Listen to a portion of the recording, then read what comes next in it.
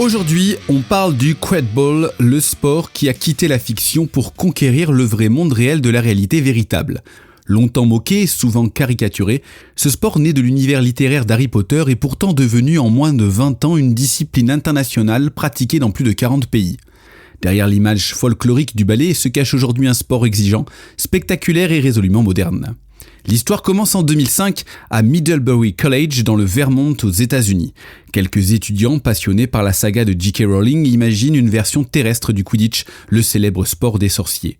Évidemment impossible de voler sur des balais ou de lancer des balles enchantées, les créateurs adoptent alors les règles pour en faire un véritable sport collectif. Des anneaux sont installés à chaque extrémité du terrain, plusieurs types de ballons sont utilisés simultanément et les joueurs courent avec un manche entre les jambes afin de reproduire l'esprit du jeu original.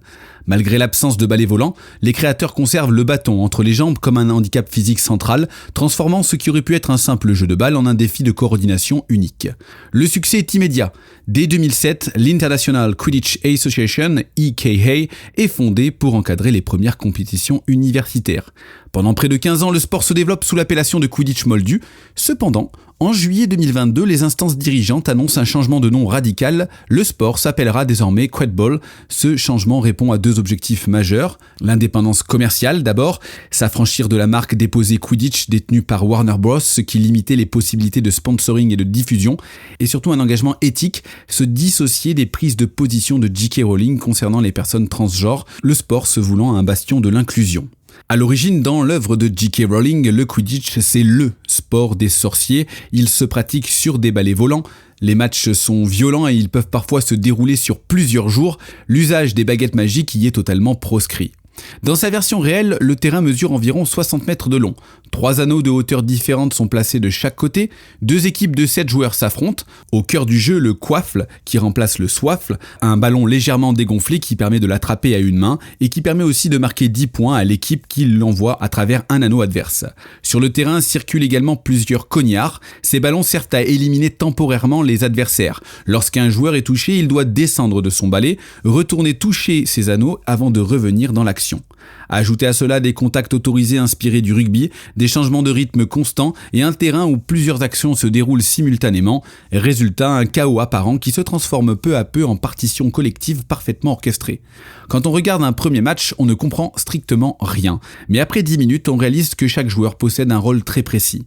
Chaque joueur possède un bandeau de couleur qui rappelle son poste, les poursuiveurs organisent les attaques, les batteurs contrôlent les cognards, les gardiens défendent les anneaux, les attrapeurs attendent l'apparition du vif d'or, car oui, le célèbre vif d'or existe toujours, sous une forme très différente. Dans les livres, le vif d'or est une petite balle volante, presque impossible à attraper. Dans le quadball moderne, il prend la forme d'une balle de tennis attachée à la taille d'un arbitre neutre appelé snitch runner. Après une vingtaine de minutes de jeu, ce dernier entre sur le terrain et tente d'échapper aux 2 attrapeurs. Commence alors une poursuite parfois spectaculaire. Sprint, esquive, changement de direction. Les attrapeurs doivent arracher la balle accrochée au short du porteur du vif d'or. La capture rapporte 30 points et met fin à la rencontre. Ce système crée des scénarios rares dans le sport collectif. Une équipe largement dominée peut revenir au score grâce à une capture décisive. A l'inverse, une formation en tête doit calculer précisément son avance avant de chercher à conclure. Les clubs mettent en avant la mixité, l'inclusion et la diversité. Une règle fondamentale impose qu'aucune équipe ne puisse aligner plus de 4 joueurs du même genre sur le terrain simultanément. Dans les livres de l'apprenti sorcier, beaucoup de filles jouent au Quidditch. Cette disposition unique dans le paysage sportif mondial fait du quadball l'un des rares sports collectifs de contact véritablement mixte au plus haut niveau. Sur le terrain, hommes, femmes et personnes non-binaires partagent les mêmes responsabilités. Le niveau d'engagement physique ne laisse pourtant aucun doute, les plaquages sont réels, les courses dépassent souvent les 10 km par match, les séances de préparation physique ressemblent à celles de nombreuses équipes de rugby amateurs. Les États-Unis ont longtemps dominé cette scène mondiale, remportant la majorité des Coupes du Monde. Toutefois, l'Europe est devenue un vivier de talents exceptionnels. La Belgique a notamment créé la surprise en devenant championne du monde en 2025.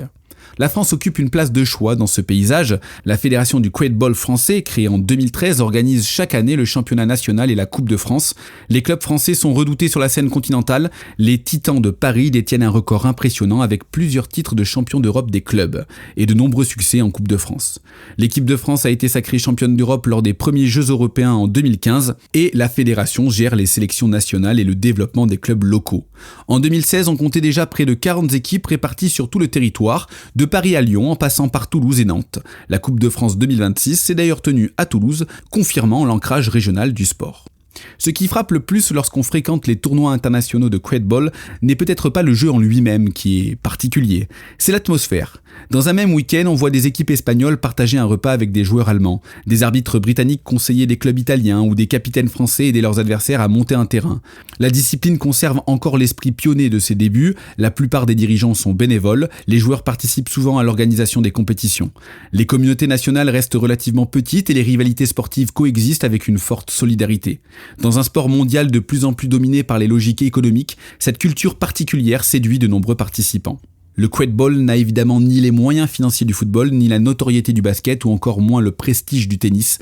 Ses pratiquants en sont conscients, mais ils observent avec satisfaction une croissance régulière. Les championnats gagnent en visibilité, les retransmissions en direct se multiplient, notamment via les réseaux sociaux et via Internet. Les fédérations nationales se structurent. Surtout, la qualité du jeu progresse à grande vitesse. Chaque année voit apparaître de nouvelles innovations tactiques, de nouvelles méthodes d'entraînement et une intensification du niveau physique. Le sport est encore jeune, il se cherche parfois, il expérimente mais il évolue. Rares sont les disciplines capables d'afficher une telle capacité de transformation en aussi peu de temps. Et du coup, le Quadball n'est plus une curiosité issue de la fiction. C'est désormais un sport à part entière avec ses codes, ses champions, ses passionnés et son histoire. Une histoire qui, à l'échelle du sport mondial, ne fait probablement que commencer.